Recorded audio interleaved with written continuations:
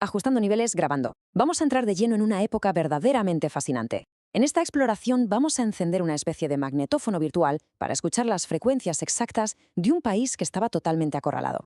Viajamos a la España de 1973 y lo vamos a hacer desde una perspectiva muy concreta, casi clínica, la de los técnicos de sonido que lo grababan todo en el más absoluto secreto. Hablamos de un lugar que parecía suspendido en el tiempo, atrapado entre un régimen que envejecía a marchas forzadas y una crisis global que amenazaba con llevárselo todo por delante. Para entender bien la atmósfera de esta época, tenemos que calibrar nuestro equipo. Pongámonos en los zapatos de Arturo Céspedes, un técnico de inteligencia operando oculto en las sombras. Imaginemos esas calles madrileñas con olor a humo de tabaco negro y asfalto mojado. Es puro cine negro, una ciudad donde guardar silencio no era solo una cuestión de prudencia, era literalmente una cuestión de supervivencia frente al tremendo peso de la vigilancia estatal. Fijaos en este fragmento de audio que hemos rescatado porque es una maravilla. Dice, la memoria es un país donde siempre está lloviendo y los relojes marcan una hora que ya no existe. Es una metáfora perfecta del sentimiento de aquel momento. Todo parecía paralizado, bajo una lluvia perpetua y gris en el interior, mientras que de puertas para afuera el mundo avanzaba hacia el futuro a una velocidad de vértigo. Para navegar por estas grabaciones vamos a seguir este índice. Primero revisaremos el ruido de fondo del régimen, luego esas frecuencias opuestas entre el lujo y el barro. Pasaremos a la crisis global del 73, veremos cómo la tecnología moldeó el miedo social y para terminar analizaremos ese corte abrupto del 20 de diciembre. Vamos allá. Empezamos con la primera sección ajustando bien los graves para desentrañar el ruido de fondo de un sistema político que estaba agotado y asomándose al abismo. Los documentos de la época nos muestran algo muy revelador. El declive físico del dictador, que ya rondaba los 80 años, funcionaba como un espejo exacto del deterioro de casi 4 décadas de régimen. A medida que su vitalidad se apagaba, se creaba un peligroso vacío de poder en la cúspide. Y claro, ese vacío generaba un ruido blanco, una especie de zumbido constante que hacía que el aparato del Estado se volviera aún más implacable, intentando mantener el control bajo la superficie. Si intentamos aislar la acústica social de las calles, lo que encontramos es tensión pura. Por un lado, el eco pesado de las patrullas de la policía armada, los tristemente conocidos grises. A la vez, se captaban los susurros de esas asambleas clandestinas en facultades y fábricas, los ecos oscuros de los interrogatorios de la Brigada Político-Social y, por supuesto, el ruido atronador y violento del terrorismo de ETA. Era una cacofonía de represión y subversión chocando constantemente. Pasamos ahora a la segunda sección. Si empezamos a jugar con el ecualizador, lo que emerge de la ciudad es una disonancia socioeconómica verdaderamente brutal. Al separar los canales de audio aparece un Madrid con dos caras completamente opuestas. En el canal izquierdo, el sonido de la élite, el tintineo del cristal tallado en el Hotel Palace, inversores extranjeros bebiendo coñac caro y cerrando lucrativos negocios en el Paseo de la Castellana. Pero si giramos el dial al canal derecho nos damos de bruces con la realidad asfixiante de la periferia. El sonido del barro en Vallecas, el frío extremo y el crepitar de esos peligrosos braseros bajo las mesas camillas en los barrios obreros.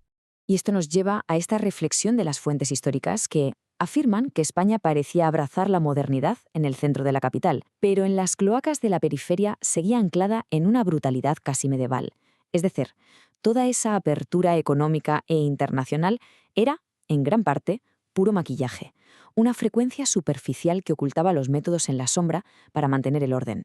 En la tercera sección veremos cómo, en medio de esta tensión interna, un pico enorme en la señal internacional mete una interferencia letal en el país. Octubre de 1973. De repente, la aguja de los medidores se dispara. Estalla la guerra del Yom Kippur, lo que desencadena un embargo brutal por parte de los países de la OPEP. Los precios del petróleo suben a niveles absolutamente estratosféricos, y esa onda expansiva geopolítica choca de frente contra España, destrozando en pedazos la ilusión de aquel famoso milagro económico. Fue como aplicar un filtro implacable que desnudó la realidad. Pensemos en ciudades a media luz por los recortes, neones apagados y unas colas kilométricas interminables en las gasolineras. Esa escasez dejó totalmente al descubierto la enorme vulnerabilidad de un país que dependía del exterior para funcionar, transformando la crisis energética en el combustible perfecto para el malestar social. Entramos en la cuarta sección. En medio de esta inestabilidad económica y política, el micrófono se acaba convirtiendo en la herramienta de control por excelencia. Y en el epicentro de toda esta paranoia estatal nos encontramos con las siglas del SECED, una opaca agencia de inteligencia militar impulsada por el almirante Carrero Blanco. El Estado utilizó esta red para espiarlo todo. Y cuando decimos todo, es todo, desde los movimientos de la oposición hasta los de sus propios ministros y empresarios. Era una red de escuchas para orquestar extorsiones y mantener a raya cualquier disidencia. Pero claro, para mantener este nivel de vigilancia hace falta tecnología punta.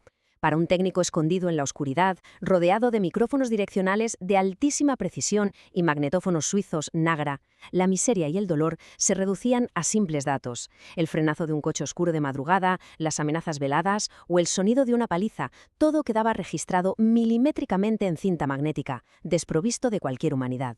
Para poder hacer este trabajo noche tras noche, tenías que creer en esta máxima. Las ondas hertzianas no tienen moral, solo viajan. Mantener ese desapego clínico, convencerse de que uno solo era el intermediario de las ondas electromagnéticas, era literalmente el único mecanismo psicológico de supervivencia para aquellos técnicos que grababan las operaciones más turbias del Estado. Así llegamos a nuestra quinta y última sección. Toda cinta magnética tiene un límite de tensión antes de partirse, y esta historia alcanza un volumen ensordecedor que cambiaría el país para siempre. Si repasamos el cronograma, vemos una espiral de desestabilización rapidísima, de apenas 6 meses. En junio, Franco da un paso atrás y cede la presidencia del gobierno a Carrero Blanco. En otoño, la crisis del petróleo comienza a ahogar a la gente de a pie. Y, finalmente, toda esa olla a presión estalla la mañana del 20 de diciembre en un fallo de seguridad catastrófico. Ese día, el comando de ETA ejecuta la Operación Ogro, detonan una carga explosiva masiva bajo el coche blindado del mismísimo presidente del gobierno, Luis Carrero Blanco. Este magnicidio decapitó de un solo golpe la sucesión de línea dura de la dictadura. En cuestión de segundos, todo el entramado de espionaje, las conspiraciones y el control absoluto del Estado quedaron totalmente silenciados bajo el ruido de aquel brutal estallido. El sistema simplemente se sobrecargó. Para cerrar, todo este recorrido nos deja con una pregunta que da bastante que pensar. Cuando las bobinas se detienen y se apagan los micrófonos, ¿dónde queda realmente la verdad? ¿Está en los comunicados oficiales? ¿En los grandes titulares que todos vemos? ¿O está para siempre atrapada en esas cintas magnéticas perdidas en un archivo? Quizá la verdadera lección de 1973 sea que la historia real siempre yace oculta bajo ese persistente ruido de fondo. Y eso sin duda nos invita a plantearnos quién controla la información hoy en día.